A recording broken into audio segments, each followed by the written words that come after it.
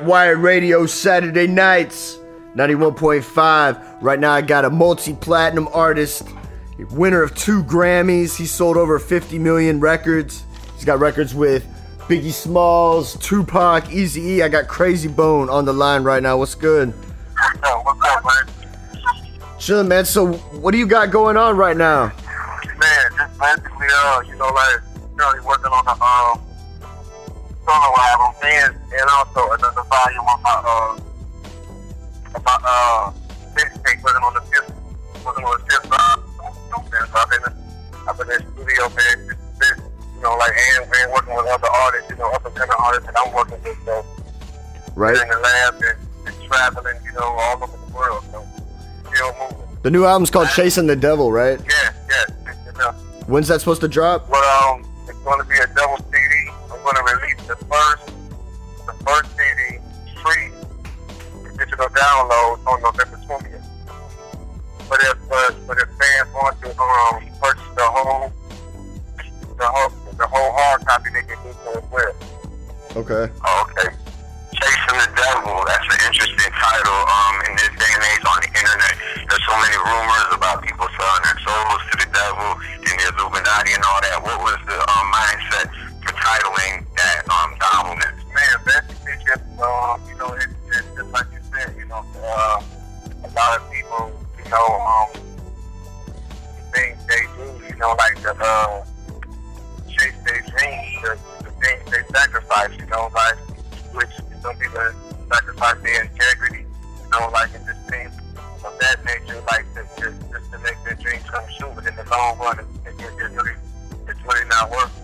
I'm saying, just let people know that like these things that we chase, most of these things that we chase, it's like at the end of that screen, it dangles what we're chasing is usually the devil. You know what I'm saying? Like just causing like big distractions, having us do what we do things that we normally wouldn't do, like in search of this fame and this fortune. And many people chase it, but only few people catch it. Like and the ones that don't catch it, they end up looking back on their life and all the things they sacrificed and all the things they've done, chasing it until they get it. They feel like they lost their integrity and they're shameful about it. Do you feel like that influences a lot of the music nowadays? Because like back in the 90s, I mean, I used to keep it real, and like nowadays it seems to be like everybody's rapping about cars, money, clothes. Oh yeah, man, definitely. Like, it's definitely like like one of the devil's main tools is entertainment. Like he has a very powerful hand in that. That's why you see all the things you see on TV now. That's why you see, you watch TV, see things and what have been shown just 10, 15 years ago on TV. But now, like there's almost to the point where there's no censorship on TV. Like and the things people talk about in music, it's all about self. And just like you said in the scriptures, in the last days, men will become lovers of themselves, haughtiness, puffed up with pride, having no natural affection towards other people, and that's exactly what you hear being related in today's music. Everybody's talking about themselves, party, talking about how much money they got, how many cars they got, how many women they got, and that's basically all you hear. That's all you hear. Like the days of the conscious rap, when people was actually trying to help people and enlighten people and upbring people, and uplift people, that's just obsolete now.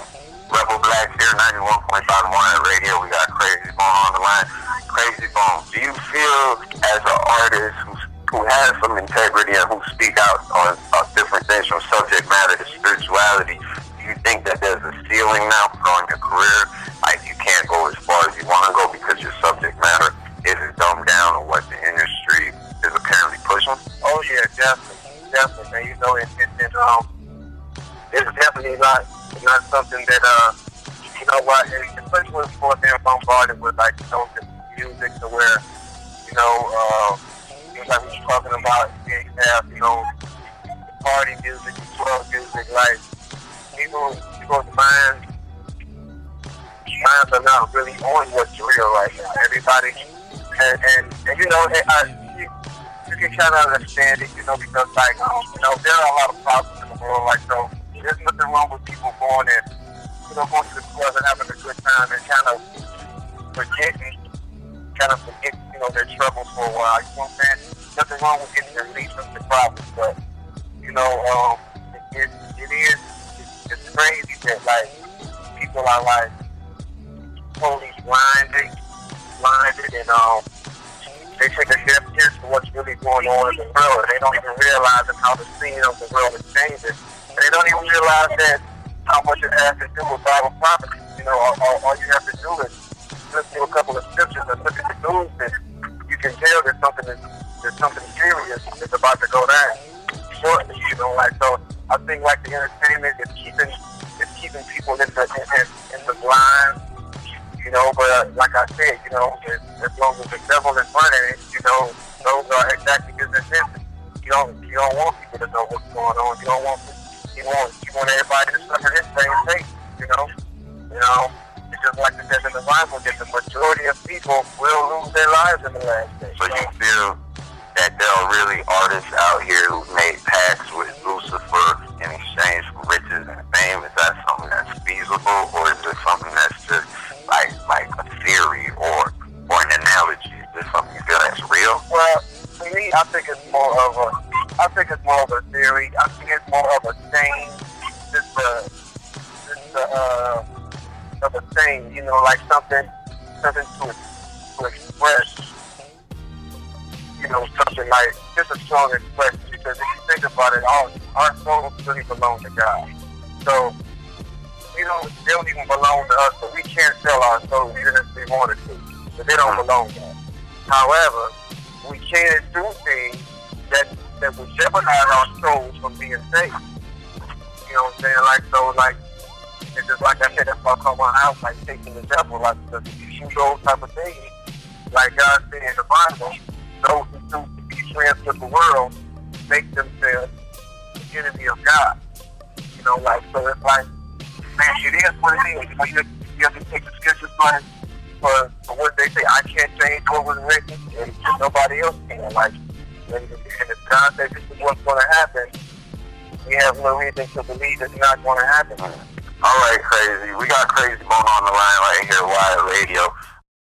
Now, Krayzie, you feel like the media has a lot to do with a lot of the distractions going on today? Oh yeah, man, the media definitely has a lot to do with the distractions. You know, like they keep people, you know what I'm saying, in the blind, and they, you know, they form, you don't even tell us what they want us to know. You know what I'm saying? Like that. You know, it's a lot of distractions. You know, media, technology. You know what I'm saying? Like all these things are designed to keep us distracted. And, you know, like, think about how fast technology is coming now. You know, it seems like every couple of months there's a new iPhone out. You know what I'm saying? Like, people up and, oh man, I gotta go get the new iPhone. I gotta go get the new this. I gotta get the new that. So it's definitely a distraction. You know what I'm saying? It's definitely like a lot of distraction. Aurora, Colorado, 12 people dead, 59 people shot. What role do you think that the media is playing as far as, like, well, it's a two-part question. What role do you feel that the media is playing as far as the way that they're representing that young man? And do you think that this is something that the politicians and the media are going to use to bring on gun control? Oh yeah, it's definitely something they're going to use to bring on gun control. You know, and it's I mean, you know, like, it's kind of two sides of it. You know what I'm saying? Like, because in one state, like, you really want, like, gun control, because, like, it's like everybody don't have the mentality to be able to carry a weapon and think straight as to when and where they should use it, like, because you have some crazy people out here, so some people do need to be controlled, like, you know what I'm saying? That's no question, you know, but it is something that I think, you know, authorities will overflex their authority and, you know, want to pry more into people's personal lives. Just like what they did with 9/11, you know what I'm saying? Like that gave them the right to basically, you know, invade your privacy. Yeah, the Patriot Act. Invade your privacy and just like take some of your rights away. You know what I'm saying? Like, but what America don't realize is like everything that they've written in the Constitution is just all starting to backfire on them. Like, and this is how empires collapse. You know, like because they always have to eat their own words. You know what I'm saying? They always have to eat their own words, and like, you know what I'm saying? Like, it just goes to show you that like we've been through so many different kinds of, you know, like man has tried so many different types of government through communism, democracy, dictatorship, you name it, and nothing has worked. Like, so they're basically running out of things to, yeah, you know, they're definitely running out of options, you know what I'm saying? But that plays a part of Bible prophecy too. Like, if people read the Bible, they'll see that God said that man is not going to be able to rule himself without my help. You know what I'm saying? And that's exactly what happened. Like, these governments and these people, they're not following what God said. You know, in God we trust, and they talking all this stuff about God, but they're not following what He asked them to do. So that's why nothing is working. Let's take it back in time a little bit, man. Bone Thuggin' Rugged Bone Thugs and Harmony came out under Ruthless Records, under the late great Eazy E. How did that come about? How old were you guys, and what motivated you guys to head out to LA? Man, well, we was we from Cleveland, Ohio. You know what I'm saying? We all met in junior high school, 7th grade. I actually met Krayzie Bone in flesh in the 7th grade. You know, and man, ever since then, you know, we formed like different groups, and you know, we just like fell in love with the music. So about 1992, we came up with a plan. We was like, you know, we had did all we could in Cleveland on the Cleveland music scene, which wasn't much. You know, the music scene in Cleveland wasn't that big. All we could do was like local talent shows and stuff like that. So we decided one day, you know what I'm saying? Actually, Flesh and Bone he was going to college out in California, and he used to call us, and you know, we would talk to him, and he would relate to us like, man, you know, I done been to like several parties out here. I done ran into so many like celebrities just being at the parties. He was like, this is where y'all need to be, like trying to get discovered because everybody is here. So he came back to Cleveland, and we hustled up some money to get bus tickets to come out to California. All of us to come out to California, you know, and we hustled up the money, and you know, we got on the Greyhound, came out here with no plan, nowhere to stay, just, you know, our only plan was to get discovered. You know, and fortunately, when we came out to California, we was able to stay with some friends that he had down here in Los Angeles, who was also from Cleveland. And it was like 7 or 8 of us in one bedroom apartment, you know, and that only lasted for a while. And we met some more people out here. We were staying with them. A dude named John and his wife at the time named Dina, and they told us where Tone Loc lived. You know, he was like, Tone Loc was like living in the area. And so one day we got up and we walked to Tone Loc's house. You know, and we rang the doorbell. The Tone Loc manager at the time came to the door. You know, we told him who we was, and you know, we started rapping for him, like it. And so Tone Loc came to the door. You know, he was kind of big back then. You know, he came to the door smoking a big cigar. You know, like he was the man or whatever. You know what I'm saying? So he came out there, listened to us for a while, and then he went back into the house. So the manager got our number. We exchanged a couple of calls, but long story short, nothing ever came from that. You know what I'm saying? So we was just out just for a little while longer. And we got a call one day from a dude, because we put out a local album in Cleveland. It was called Faces of Death. It was very successful. So we got a call from somebody who used to work with on that album, and he was like, I got the number to Ruthless Records to y'all y'all want to try giving him a call?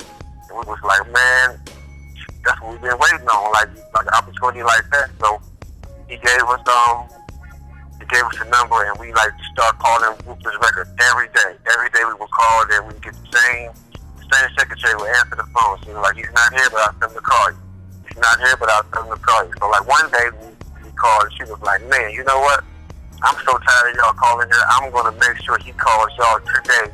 As soon as he gets into the office, I'm gonna make sure that's the first thing he does. And we was like, cool, thank you. So like about an hour later, the phone rings. And you know, we answered the phone. Busy answered the phone.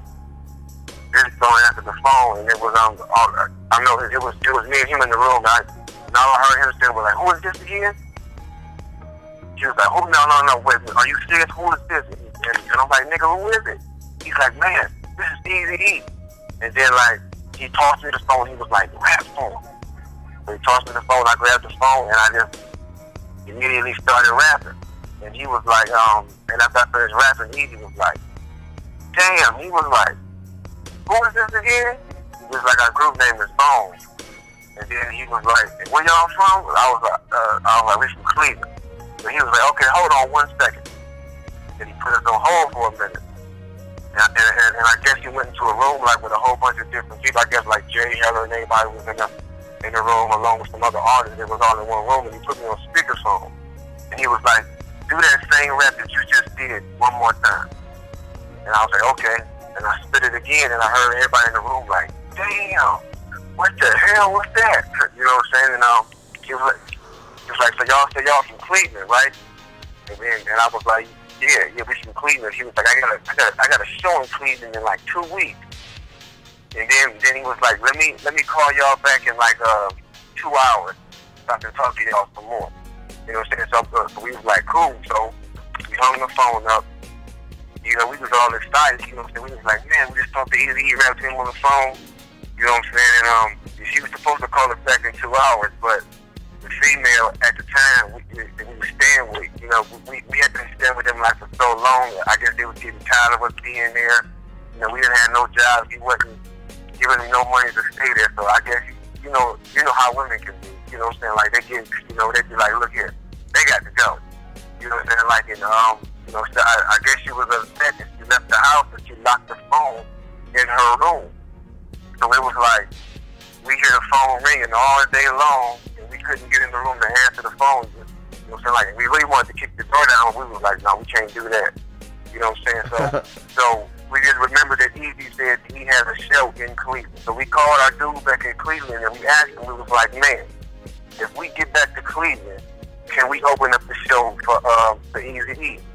He was like, if y'all get back to Cleveland, I can guarantee y'all an opening spot on the show. So man, so we go back to hustling. We have no money, no jobs, or nothing. So we get to hustling. We get calling our families back in Cleveland. We get to doing everything we can to get money to get back to get Greyhound tickets to get back to Cleveland to open up the show. And so we finally hustle up the money. You know what I'm saying? We hustle up the money to get the Greyhound tickets, but we didn't have no money like for food or nothing. That's like a 3-day trip on the Greyhound. You know what I'm saying? Like, so we man, by the grace of God, like we taking this ride back, we starving, and like, you know, I don't know how it was happening, but you know, like, people was noticing that we didn't have money, and like people was like giving us money, like people that we was riding the bus, but they was like giving us money, like to get us started. Like, yeah, you know, like they was like giving us money to give us food. So we was like, man, this is cool. You know what I'm saying? Like, so we finally make it back to Cleveland like the day before the show. So we get there, we head home, and you know, we the next day we go to the show. We open up the show for Eazy, and after Eazy came on, and then we stood on the side of the stage the whole time. We stood on the side of the stage the whole time. And after Eazy went off stage, he kind of like just blended like with his entourage and act like we was part of their entourage, and we was able to get back to backstage. But his security guards like stopped us when we tried to walk in the dressing room. So we just stood out in the hallway for a minute, and Yellow Boy came out. Yellow Boy had kicked his head off outside, and he was like, man, can we rap like?" And he was like, "Yeah, go ahead." And then like so, I spit the same rap that we spit on the phone, and Eazy came and stuck his head out. He was like, "Wait, y'all the dudes I rap to on the phone?" We was like, "Yeah, that was us." And he was like, "Come on in for a minute." And then we went to the office, and went to the dressing room, and he was like, "Yeah, you know, I really want to work with y'all, like y'all style, such and such." So he gave us his cell number, his office number, and his home number in Cali. And he was like, "What y'all about to do tonight?" He was like, "Nothing." He was like, "Okay, then why don't y'all meet me at the hotel, like when we leave here?" So man, we was like, "Cool." So man, we ran up out of there, man. I'm talking about, couldn't believe it. We was like, man, he is about to put us on, you know what I'm saying? Like, so we go to the hotel, and the first thing he said when we get there, he like, "So when y'all want to leave?" He's like, "Man, we ready to leave right now. We ain't got no luggage, we ain't got no bags, we ain't got no clothes to take, nothing. We ready to go right now." He was like, "Okay, y'all call me in the morning, and I have like bus tickets for y'all to get back to California. I got some more shows to do, but I'll meet y'all in Cali once I get there." And so man, you know, like the next morning we woke up, we had money in the Western Union from him. Went downtown, we had bus tickets. We got on the bus and we was on our way to California. And man, we was like, we couldn't believe it. We like, man, we about to get on with Eazy E. You know what I'm saying? And man, when we got here, he immediately like started taking us to the studio, start recording, you know, with us. And man, it was history from there. Wow, that's an awesome story, man. Really chasing your dreams and making it happen. And y'all definitely couldn't do it by yourselves. Wow, that's awesome. That's a real blessing too. But besides Eazy E, you guys have had an opportunity to work with Big Pun, Tupac, and a lot of legends. A lot of them not here right now. What do you take from that you guys are still here, and so many people that you've interacted with and worked with made classic records are gone in the crossroads? Man, I look at it as nothing but a blessing, man. You know what I'm saying? Like nothing but a blessing, because like it's like, you know, we've made our share of street music or gangster music, as they may call it. You know what I'm saying? But like to us, we didn't like label it like that. Those were everything we spoke about was situations we've been through, stuff we done, stuff we seen. You know, like we was basically like just reporting what we seen, but at the same time, we all still had God in us, because we was all raised as God-fearing kids, you know what I'm saying? Because our parents was God-fearing, so it was like they instilled that in us, you know, like never think that you're bigger than God. So we made sure that we put that. We always had that spiritual tone message in our music, like regards to what we were talking about, because everybody has different emotions at different times. You know, like sometimes you're mad at the world, sometimes you feel like you just want to go out and take your rage out on everybody, you know, and sometimes you're at peace with what's going on in your life. You know, like so we just put all those emotions into our music, and people actually felt it, you know what I'm saying? Like, so I think it was because of the kind of music we made, and God knew that we really had a message and that we could reach so many people and change so many people's lives, you know, like, because we've all had near-death experiences in our lives, you know what I'm saying? Like, and somehow we came out of them unscathed and unharmed, you know what I'm saying? So it was nothing but God watching over us to this day. That's what's up. What do you think your favorite song is that you've ever recorded, or if you can't name a favorite song, maybe your top 5? You know what, my favorite one, like I just said, is First One. I like that song because at the time, like, nobody had dared to come out and think about what black people did when they got their welfare check. You know what I'm saying? And we was like, hey, this is like a celebration. We got money, we got food in the refrigerator, we about to have a good time. It's the first of the month, you know, and it was like a celebration to us. You know what I'm saying? Like, it had us being kids, we just knew that was the time where our parents got the checks and we was about to eat good. Right. We was about to, you know, so we was about to have a little money in our pockets, you know what I'm saying? Like, so it was a wonderful thing, and it was like, people was actually like shocked, like, wow, they actually came out singing, about the first of the month. Yeah. Making it a good thing, you know. You know what I'm saying? Like making it a good thing.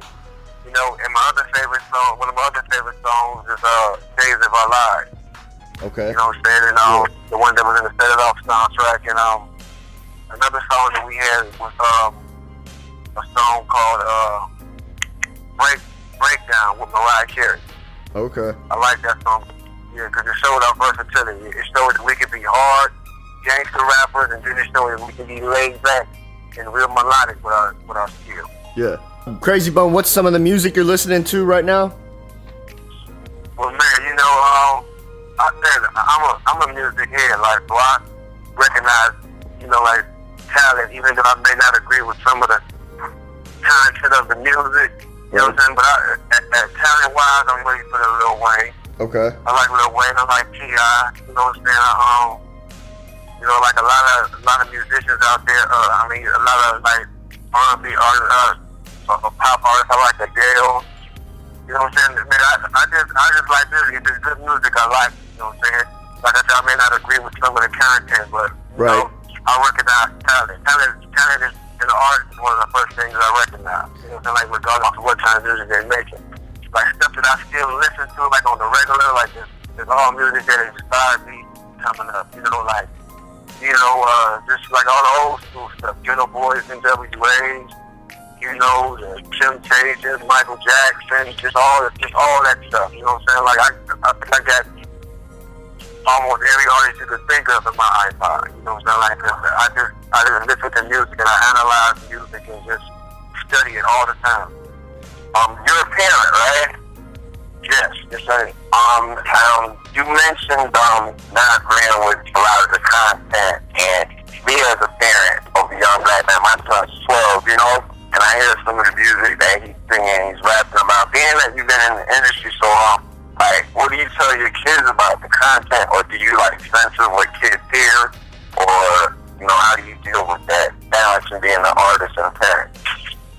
Oh, yeah, I mean, it's definitely, like, a lot of stuff I don't let them listen to, you know what I'm saying? Because, like, although they could be walking around the house singing lyrics to some of the music, and I have to catch them like, what are you singing? You know what I'm saying? And they say, and I'm like, you even know what that means? And they be like, no. I'm like, okay, we'll stop singing that, because it's not nothing that a young kid should be singing.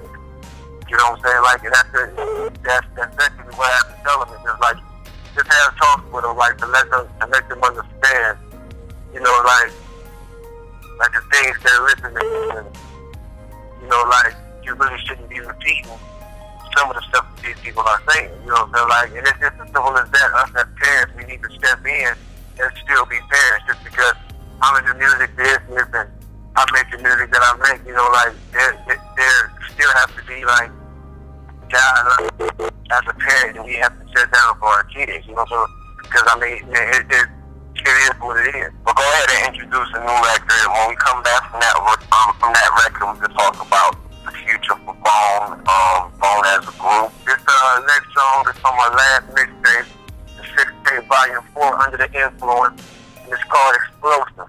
Check it out, so.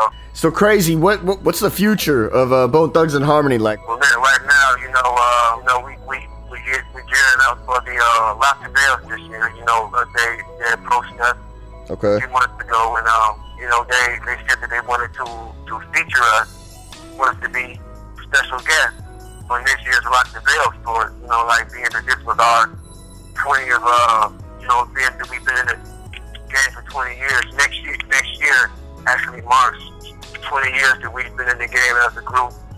You know what I'm saying? And like music's still relevant. You know what I'm saying? Like, in so many artists that we've influenced. Like, if you listen to the radio today, so they said they wanted us to be special guests, and they also wanted us to do a tribute to Eazy E doing our show. So that's how, like, the reunion all came about. You know, us sitting down talking to them, and them saying, you know, if everything went well with these dates, that they would want to sponsor a full-fledged tour, a world tour, with Bone, with the whole group, all 5 members, which is something we have never done in the history of us being a group.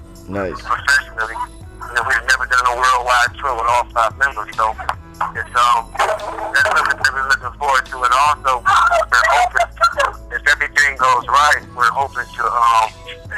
know, record like an album, celebrating the 20 years that we've been in the game, you know, and hopefully we can get all the artists, you know, all the artists that look up to Bone or that was involved with the album and just make it just like this all-star album, you know what I'm saying? So that's something we're really looking forward to.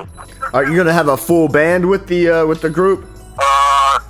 Well, for the actual Rock the Bill date with all the other artists, I don't think we're gonna use a band. We're gonna have DJ Quick. Okay. As our DJ.